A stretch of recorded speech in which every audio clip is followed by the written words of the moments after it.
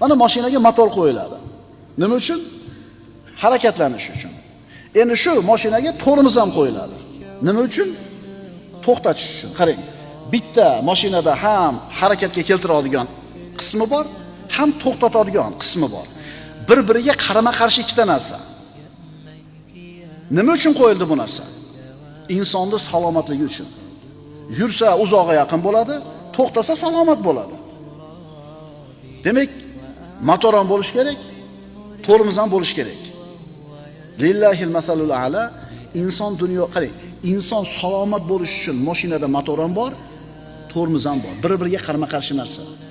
Endi inson hayotda salomat bo'lishligi uchun, birodarlar, unga yaxshilik ham kerak, yomonlik ham kerak. Nima demadingiz? Qancha odamlar bor. Ehtimol oramizda o'tiribdi shunaqalar, boshiga tushgan bir musibat tufayli namozga yiqilgan. Molidan ajragan, sog'ligidan ajragan, ustiga bir musibat kelganda, shu musibat uni Alloh deb masjidga kelishiga sabab bo'lgan. Demak, shu yomonlik u uchun nima bo'ldi? Yaxshilik bo'ldi.